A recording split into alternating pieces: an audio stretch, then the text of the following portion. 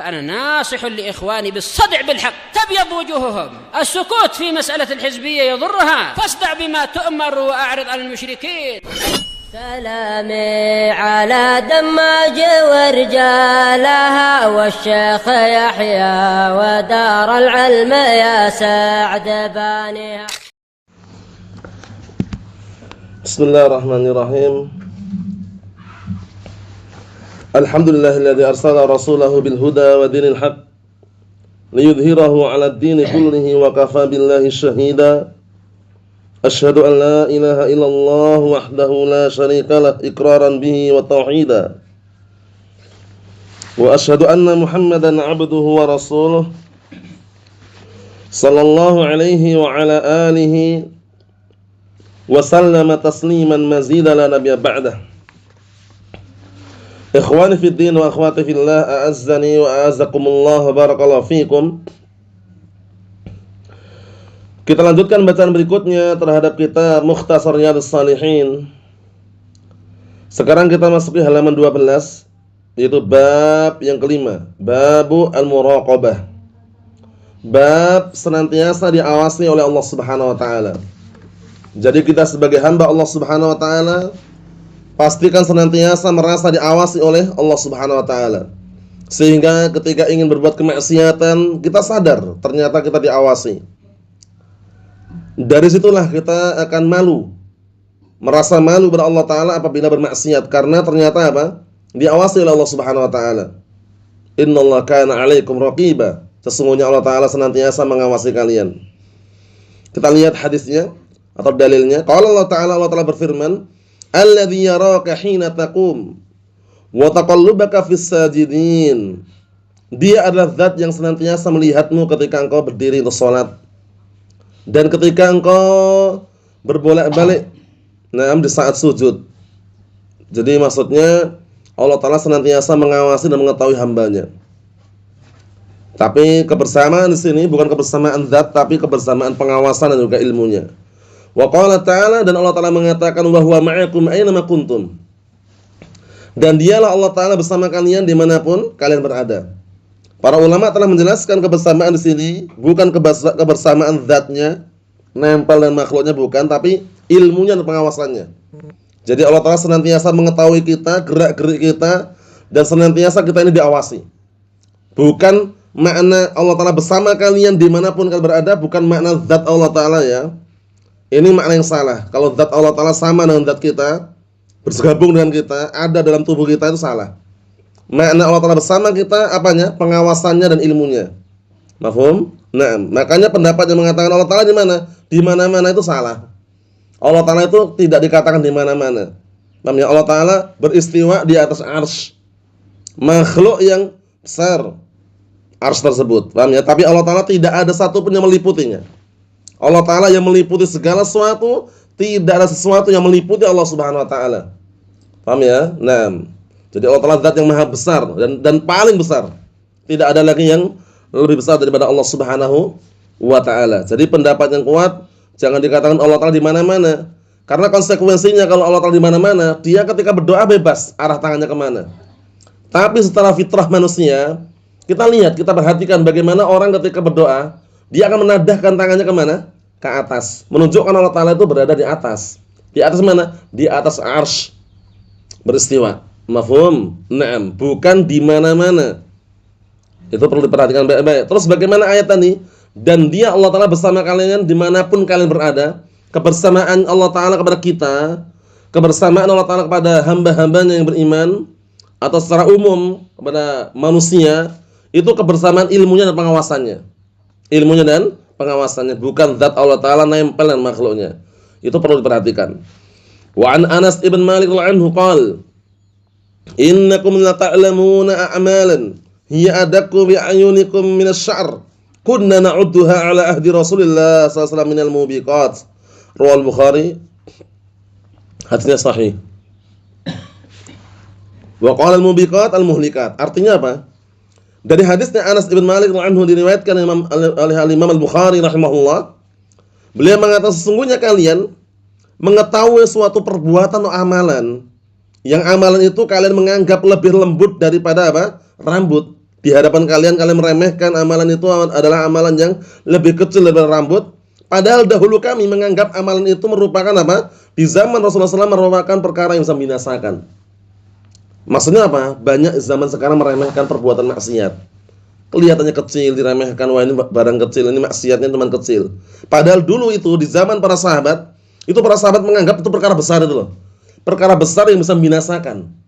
Ini perlu kita kondisikan ya, jangan sampai kita menganggap perbuatan dosa sekecil apapun kemudian kita meremehkan.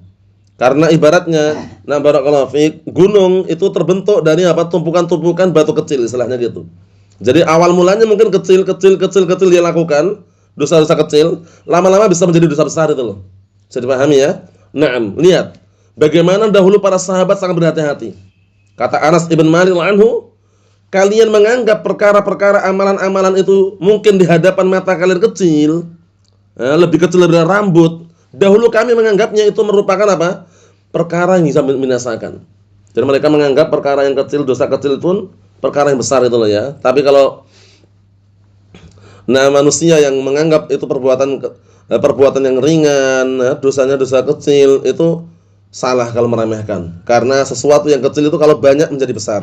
Bisa dipahami ya? Naam. Wa qala al-mubiqat al-muhlikat. Mubiqat maknanya muhlikat.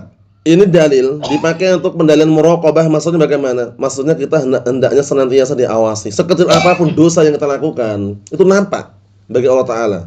Baik kita sembunyi-sembunyi, terang-terangan, semuanya nampak. Oleh karena itu, karena kita merasa diawasi oleh Allah Ta'ala, kita akan berhati-hati. Kita akan berhati-hati, akan malu manakala berbuat maksiat. Kemudian apa? Nam kita ini statusnya sebagai seorang hamba Allah Subhanahu Wa Ta'ala. Bisa dipahami ya? Naam. Wa an Abi Hurairah anhu, 'anin Nabi sallallahu alaihi wa ala alihi wasallam qala. Dan dari hadisnya Abi Hurairah anhu, Abdurrahman as-Sakhr ad-Dawsi radhiyallahu anhu, dari Nabi sallallahu alaihi wa ala alihi wasallam qala, beliau berkata, "Innallaha ta'ala yaghar."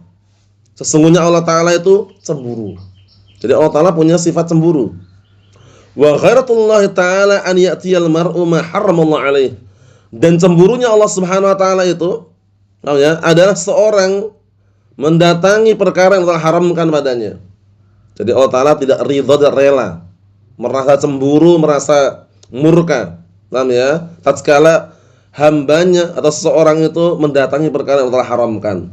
Paham ya? Jadi makanya kita sebagai seorang hamba yang muslim, yang mukmin tentunya harus waspada. Jangan bermudah-mudahan dengan perkara-perkara yang Allah telah haramkan. Kemudian menganggap itu perkara ringan, menganggap perkara yang kecil, menganggap perkara yang remeh, jangan pernah. Karena itu nanti perkara yang kecil ini, kalau sering dia lakukan, sering dia perbuat, lama-lama bisa menjadi besar. Ibaratnya dengan pepatah yang bahasa kita, sedikit demi sedikit lama-lama menjadi bukit. Jadi kita harus tahu, wah ini dosanya dosa kecil, bahaya juga nanti. Nah, hindari. Baik nanti itu perkara-perkara yang sifatnya mungkin kecil di mata manusia, itu hindari. Jangan sampai ke depannya barakallahu fi, karena kita sering terbiasa melakukan amalan-amalan dosa kemaksiatan tadi, akhirnya apa barakallahu fi? Karena terbiasa dengan kemaksiatan tadi menganggap apa? Yang besar pun kecil gitu loh. Paham ya? Ghibah, namimah, ngerumpi, ngerasani, itu perkara yang besar tapi karena terbiasa akhirnya menganggap itu kecil. Wah, ringan. Ngumpul-ngumpul dikit ghibah. Ya, pertemuan, kemudian di situ mungkin banyak ikhwah atau banyak akhwat atau laki-laki atau perempuan ngerumpi lagi misalkan, jangan. Karena apa? Karena perkara yang semula besar, kalau orang meremehkannya, dia menganggap itu perkara kecil, itu akhirnya kalau sudah menjadi kebiasaan dia menganggap apa? Ringan. Padahal itu perkara yang besar. Paham ya? Naam. Jadi kita harus waspada, berhati-hati, senantiasa diawasi oleh Allah Subhanahu wa taala. Wal ghairah bi fathil ghain wa asluha al-anafah. Paham ya? Naam, seperti itu. Jadi Allah Subhanahu wa taala itu benci, enggak suka. Paham ya? Dan barakallahu fiik, Allah Subhanahu wa taala senantiasa mengawasi hambanya, dan paling yang Allah telah benci ketika hamba itu mendatangi perkara yang sudah diharamkan. Sudah diharamkan dia datangi gitu loh. Sudah diharamkan itu enggak boleh dilakukan, enggak boleh dikerjakan, ini hamba datang kemudian mengerjakannya, itu Allah Ta'ala paling benci. Allah Ta'ala tidak menyukainya. Mafhum? Naam. Ikhwani fid din, a'azzani wa a'azzakumullah, barakallahu fikum wa akhwati fillah. Kita ambil berikutnya. Wa an Abi Ya'la Shaddad bin Aus radhiyallahu anhu, 'an Nabi sallallahu alaihi wa ala alihi wasallam qala: al-kayyisu man dana nafsahu wa 'amila lima ba'dal maut, wal 'ajizu man atba'a nafsahu hawaha wa tamanna 'ala Allahil amani. Rawahu Tirmidzi wa qala haditsun hasan. Qala Tirmidzi wa ghairuhu min ulama, makna dana nafsahu hasabaha. Memang kita harus sebagai Allah Ta'ala harus senantiasa mengingat, mengoreksi kekurangan diri kita. Jangan hanya sibuk mengoreksi kekurangan orang lain, paham ya? Tapi lupa kekurangan diri kita, jangan. Karena orang yang cerdas, kita lihat sini dari hadis Nabi Ya'la Shaddad bin Aus radhiyallahu anhu, dari Nabi sallallahu alaihi wasallam bahwasanya beliau berkata, al-kayyisu, orang yang cerdas, yang pandai itu adalah orang yang pandai mengoreksi, memperhitungkan dirinya. Jadi dia ngoreksi pada dirinya apa yang kurang. Mungkin banyak kekurangan, kemudian dia benahi. Mungkin banyak kesalahan, sehingga dia bisa berbenah diri. Bukan orang yang pandai ngoreksi orang lain. Paham ya? Dia pandai ngoreksi orang lain, tapi dia lupa dirinya, jangan. Kenapa demikian? Ibaratnya ada gajah di depan matanya nggak nampak, tapi ada semut di seberang sungai nampak. Sudah pahami maknanya ya? Jadi semut di seberang sungai itu ibaratnya kesalahan, kekurangan orang lain nampak, tapi gajah di depan matanya nggak nampak. Paham maksudnya? Kesalahan yang sebesar itu di depan matanya yang punya dia sendiri, dia punya kekurangan, punya kesalahan, itu dia nggak nampak. Itu salah. Lihat ini. Al-kayyisu man dana nafsahu, orang yang cerdas itu, orang yang zaki, cerdas adalah orang yang yang dia itu memperhitungkan atau dikenal dengan mengoreksi dirinya. Faham? Naam. Wa amila lima ba'dal maut, dan dia mengamalkan amalan yang akan dia panen nanti setelah mati. Itu orang yang cerdas. Jadi dia tidak hanya mengamalkan amalan perbuatan untuk dunianya gitu loh. Paham ya? Tapi dia beramal untuk amalan yang nanti dia akan panen setelah mati.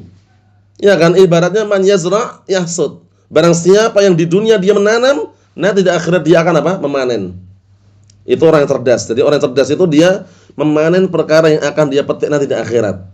Paham ya? Menanam perkara yang akan akan dia petik nanti di akhirat. Jadi dia di dunia menanam, nanti di akhirat dia akan memanen.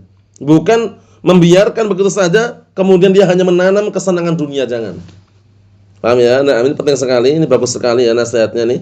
Hadisnya ini hadis yang mulia, walaupun ada yang memperselisihkan mengenai kesahihannya, tapi wallahu alam ini termasuk maknanya sahih. Dan juga Syekh Albani juga termasuk di antara yang mensahihkannya.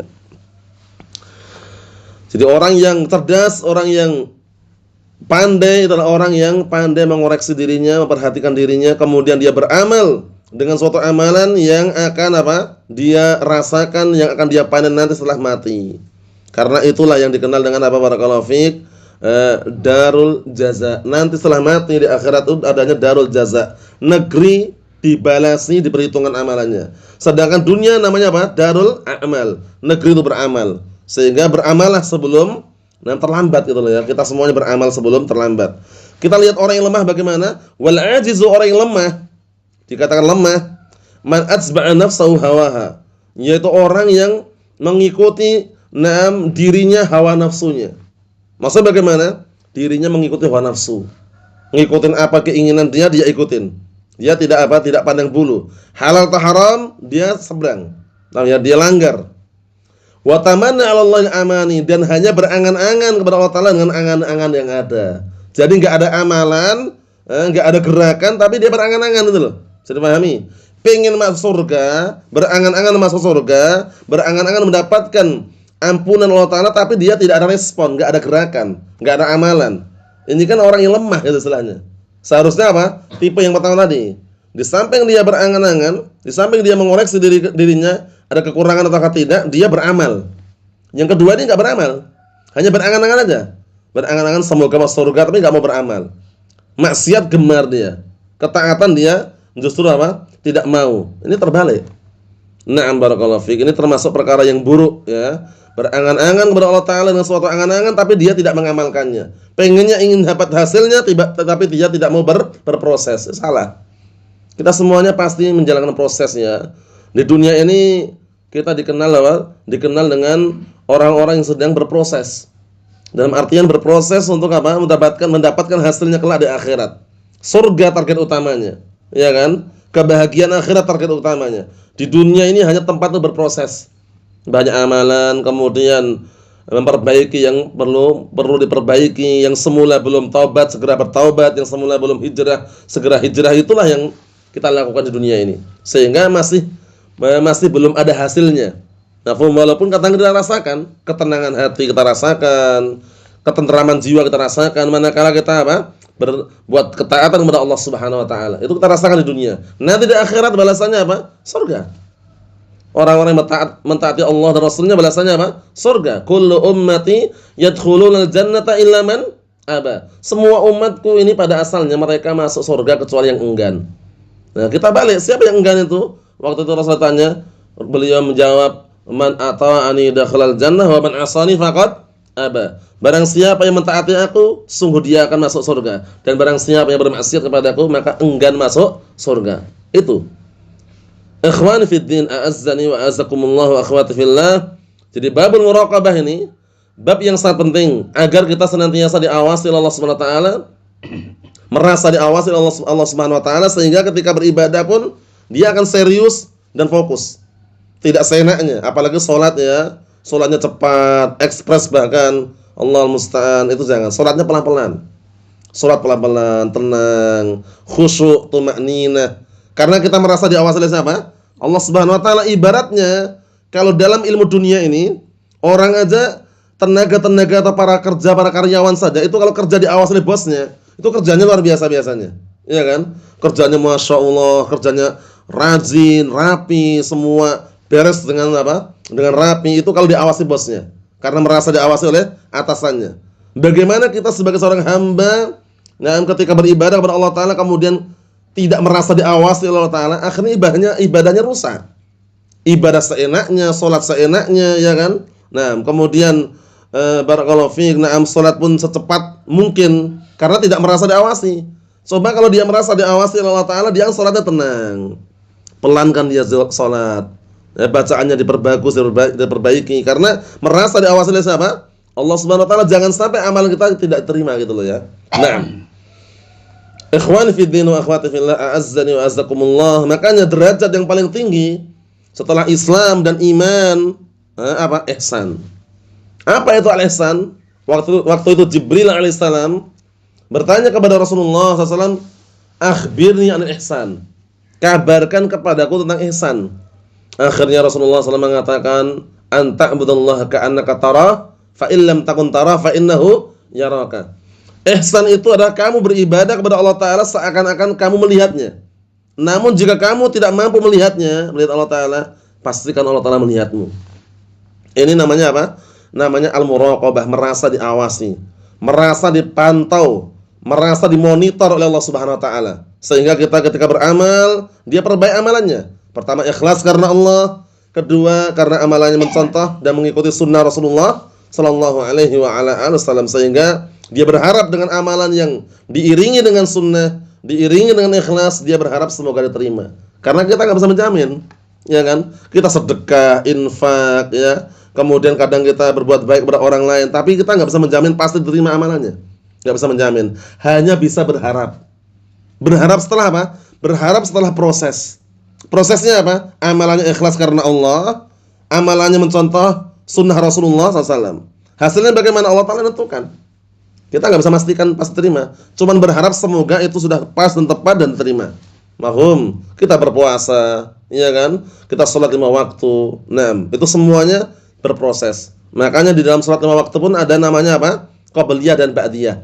Paham ya? Ada sholat-sholat sunnah, rawatib ya, qabliyah, ba'diyah. Tujuannya apa? Barakallahu fiik. Kata para ulama, tujuannya untuk menambal, ya, menambal kekurangan-kekurangan yang dia lakukan dalam sholat wajib. Sholat wajib kita ini kan kadang kita mungkin merasa sudah sempurna lah, tapi ternyata banyak kekurangannya itu ya. Mungkin kurang tumakninah, kurang khusyuk, mungkin kadang kita sholat tapi pikirannya di luar.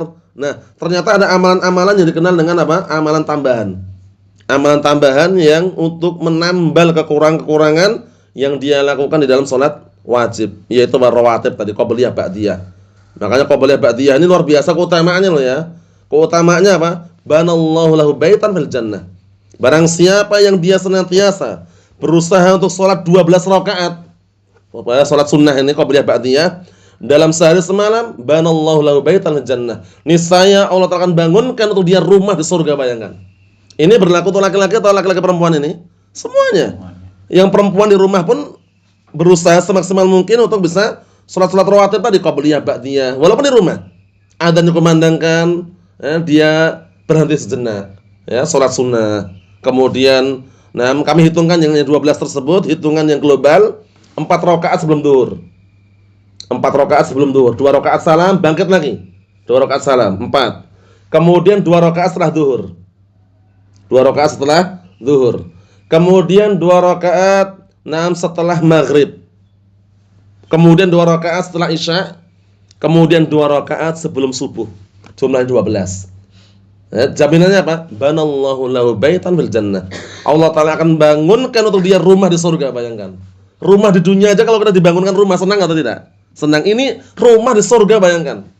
Luar biasa. Makanya kita jangan pernah meremehkan sholat-sholat sunnah ya. Walaupun kita mungkin sedang sibuk aktivitas ketika kita sholat, apalagi kaum lelaki ya, yang sholat jamaah di masjid, itu sholat-sholat sunnah jangan dilupakan. Di samping itu penambal kekurangan yang kita lakukan di dalam sholat wajib, maka itu ternyata ada jaminan khusus tadi, ada jaminan khusus. Banallahu lahu baitan fil jannah. Allah Ta'ala bangunkan untuk dia rumah di surga, masya Allah. Udah rumah di surga lagi, luar biasa ya. Naam. Karena kalau kita bicara surga ini surga yang paling rendah saja. Surga yang paling bawah saja, itu kenikmatannya 10 lebih baik daripada 10 kali dunia dan seisinya. Bukan 1 kali loh ya, 10 kali dunia dan seisinya, bayangkan, masya Allah. Itu yang paling rendahnya. Bagaimana kalau dapat rumah di sana gitu loh. Makanya kalau kita nggak semangat, ya kan, nggak sadar diri, nggak sadar posisi, yang setiap hari sholatnya sholat wajib, memang sholat wajib bagus memang, itu yang wajib memang. Tapi sholat sunnah dijaga, qabliyahnya, ba'diyahnya. Nah, terus bagaimana? Tadi kan yang dihitung tadi kan 2 rakaat sebelum maghrib enggak ada, 2 rakaat sebelum isya enggak ada. Kalaupun ada, kata Rasulullah itu liman sya' bagi yang mau. Bagi sholat silah dapat pahala juga. Cuman hitungan-hitungan tadi itu barakallahu fiik hanya diprediksikan hitungan 12 itu yang masyhur di kalangan para ulama. Bisa dipahami ya. 2 rakaat sebelum maghrib dia sholat ya bagus, dapat keutamaan yang lain. Karena baina kulli adzanaini shalah. Antara 2 adzan dan iqamah itu ada sholat. Sholat 2 rakaat, sholat sunnah, paham ya? Naam. Tapi kalau pakai dalil yang tadi itu 4 rakaat sebelum zuhur, itu hitungannya 2 rakaat setelah zuhur, 2 rakaat setelah maghrib, 2 rakaat setelah isya, 2 rakaat sebelum subuh. Totalnya berapa? 12. Jaminannya dibangunkan rumah di surga, masya Allah. Para ummahat bagaimana? Para akhwat bagaimana? Para wanita bagaimana bisa mereka mendapatkannya? Walaupun dari rumah mereka. Sholatnya di rumah, ya kan? Rajin untuk sholatnya, ya kan? Qiyamul lailnya tambah qiyamul lail lagi ya, sholat malamnya. Jadi ini sekedar nasihat untuk kita semuanya, karena kita sebagai hamba Allah merasa diawasi Allah Ta'ala, maka kita harus semangat beribadahnya. Qiyamul lail, sholat malam ini luar biasa keistimewaannya. Antum atau kita yang sudah pernah atau istilahnya sudah terbiasa, lanjutkan. Jangan pernah putus. Walaupun gak wajib loh ya, lanjutkan, jangan pernah putus. Hukumnya sunnah muakkadah, sunnah yang sangat ditekankan. Hingga beliau SAW tidak pernah meninggalkannya ketika safar dan ketika mukim. Salat witir dan 2 rakaat sebelum subuh, luar biasa. Ini kita contoh. Kita harus semangat karena ini ibadah yang Rasulullah contohkan, walaupun enggak wajib tapi sunnah muakkadah, sunnah yang ditekankan. Berarti bukan hanya sekedar sunnah loh ya. Karena sunnah biasa ada, ini sunnah muakkadah, sunnah yang sangat ditekankan. Sehingga hampir mirip kayak wajib tapi bukan wajib. Bisa dipahami ya? Naam. 2 rakaat sebelum subuh dan salat witir. Makanya kita yang punya rumah, hidupkan rumahnya. Kalau seandainya semula mungkin padam lampunya karena tidur, nah ketika sepertiga malam terakhir, ya sekitar jam 3, setengah 4 itu masih masuk lah. Itu bangun, nyalakan lampunya, bangun, singkapkan selimutnya, wudu, sholat malam, qiyamul lail, paham ya? Nggak usah banyak-banyak, kalau seandainya banyak mampu, alhamdulillah, paham ya? Tidak lebih dari 11 rakaat. Tapi kalau seandainya barakallahu fiik dia mampunya hanya 3 rakaat, tidak masalah juga. 2 rakaat salam, 1 rakaat witir, atau 3 rakaat langsung witir, boleh. Paham ya? Caranya gitu. Kalau yang 3 rakaat boleh 2 rakaat salam, bangkit lagi 1 rakaat salam, kemudian kalau 3 langsung salam di akhir boleh. Paham? Nah, situ berdoa. sepertiga malam terakhir. Itu terbukti loh ya. Antum mungkin pernah buktikan, kita pun pernah buktikan juga. Pertama, kalau bertepatan dengan turunnya Allah Ta'ala sepertiga malam terakhir, berdoa dikabulkan, bayangkan. Minta diberi, minta ampun diampuni. Siapa yang berani menjamin tiga ini? Hanya Allah Ta'ala. Malaikat pun gak mampu, malaikat, ya kan? Karena Allah Ta'ala turun ke langit dunia sepertiga malam terakhir, setiap malamnya, setiap hari. Paham ya? Sepertiga malam terakhir. Memberi berapa? 3 jaminan tadi. Berdoa dikabulkan, minta diberi, minta ampun diampuni. Makanya sangat disayangkan kalau hanya tidur pulas, ya kan? Tidur nyenyak, kemudian bangunnya jam 8 pagi misalkan orang-orang di luar sana ya nasallallahu yahdiyahum. Kemudian apalagi yang enggak pernah salat gitu ya kan? Eman-eman sekali kan? Yang salat aja masih ada amalan tambahan ya kan? Apalagi ini yang enggak pernah salat gitu loh. Bangun jam 10 pagi, tidurnya jam 3 malam. Ternyata judi. Allah musta'an. Nah, ini sekedar selingan barakallahu fiik. Kalau kita tidak merasa diawasi Allah Ta'ala, akhirnya seenaknya sendiri kita beribadah. Tapi kalau muraqabah ini, ya, merasa senantiasa diawasi ini barakallahu fiik, itu kita akan beribadah semangat. Pertama, kalau kita diawasi, itu kalau kita enggak semangat, kita enggak beribadahnya tidak sesuai dengan sunnah, beribadahnya tidak ikhlas, itu kan malu gitu loh. Sudah pahami ya? Tuntunan sudah ada, syariat sudah ada. Kita tinggal ngamalkan. Nah, ini perlu motivasi. Jadi kajian taklim seperti ini fungsinya untuk membangkitkan kembali. Yang semula mungkin kita lemah, akhirnya menjadi kuat kembali. Yang semula kita mungkin tidak semangat, menjadi semangat kembali. Itu fungsi kajian ilmu diantaranya. Fungsi adanya taklim seperti ini untuk menguatkan kembali. Mungkin semula udah lama nggak sholat, nah, bangkit kembali dia. Kalau seandainya nggak bisa bangun langsung, pakai alarm. Mungkin tahu alarm ya? Alarm itu bisa pakai jam langsung atau mungkin pakai HP. Intinya ada suara yang bangunkan kita. Paham ya? Nah, kalau di pondok-pondok Ahlus Sunnah alhamdulillah mereka ada yang adzan pertama. Fungsinya bangunkan tadi itu. Kemudian nanti belum adzan subuh. Ya, sebelum subuh ada amalan tambahan 2 rakaat sebelum subuh, luar biasa juga. Khairun minad dunya wa ma fiha. Kerja 1000 tahun enggak dapat. Tapi bermodalkan dia ikhlas karena Allah, semangat ibadahnya tadi itu, kemudian mutaba'ah mencontoh sunnah Rasulullah 2 rakaat sebelum subuh. Khairun minad dunya wa ma fiha. Lebih baik daripada dunia dan seisinya. Ikhwani fid din, a'azzani wa azzakumullah wa barakallahu fikum akhwati fillah.